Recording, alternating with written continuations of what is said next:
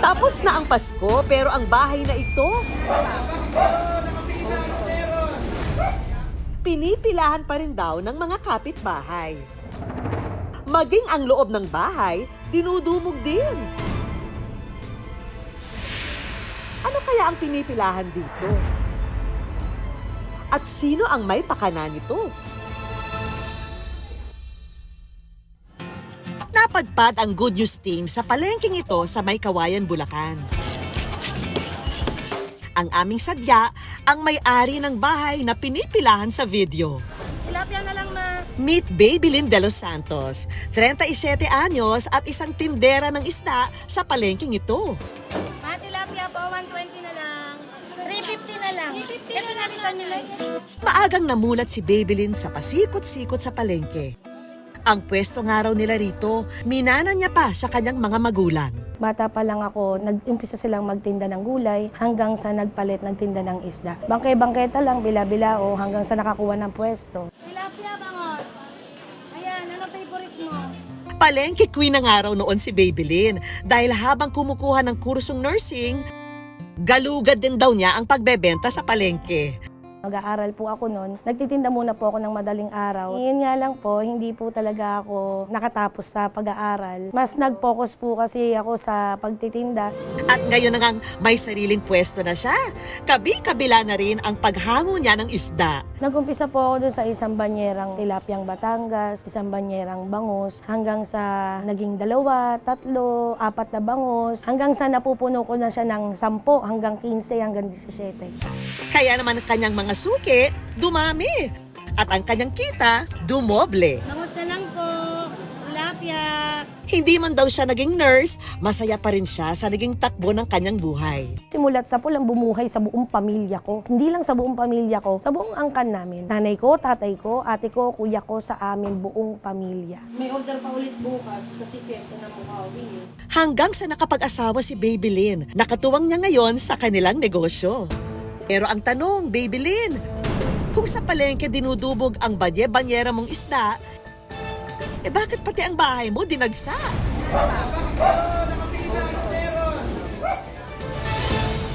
Namimigay din po kami. Nung birthday ko, nag-prepare ako ng 30 kilos. Mga 15 kilos na tilapia, 15 kilos na bangus. May mga mother. Ang pinipilahan pala ng mga tao, itong ipinamumudmod na libreng isda.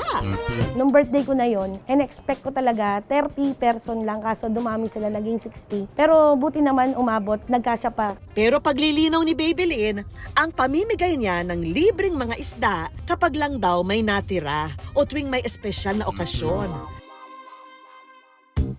Bago pa man daw ang palibreng isda, mahilig ng mamahagi ng tulong si Babylin sa mga tao.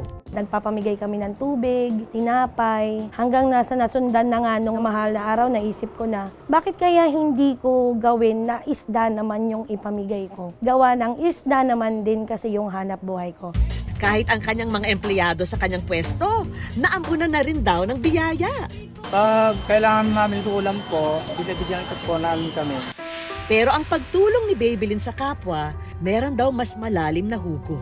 Minsan na rin daw kasi siyang nakatanggap ng tulong mula sa iba nang ang kanyang bunsong anak isinilang na premature. Na-admit po ako sa ospital noon, gawa ng ako po hina-high blood. Nailuwal naman ng ligtas ang kanyang bunsong anak. Pero nanatili pa sa ospital ang bata para madagdagan ang timbang nito. Nangihingi nga ng gata sa akin. Talagang pinilit ko na maglabas. Ay kaso kailangan na niya. Nag-post ngayon ako, may tumulong sa akin na dinala talaga sa ospital. Doon talaga nagpapasalamat ako kasi natulungan niya ako doon. At dahil sa minsang natanggap na tulong, si Babylin ang naging mantra, pay it forward. At noon ang araw, kaya naman pala may pila. Mamimigay ulit ng isda si Babylin.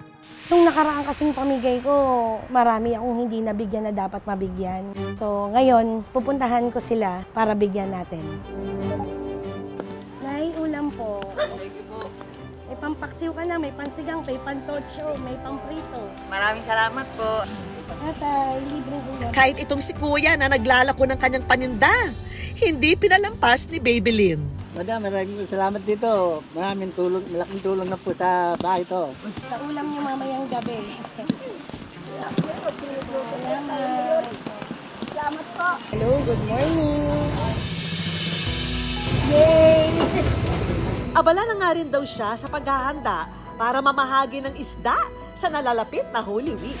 Sabi ko sa sarili ko, hindi man ako makatulong sa malaking paraan o sa ibang paraan, dito sa pamimigay ko, sa maliit na paraan, maipamahagi ko kung ano naman yung magandang biyayang nangyayari sa buhay.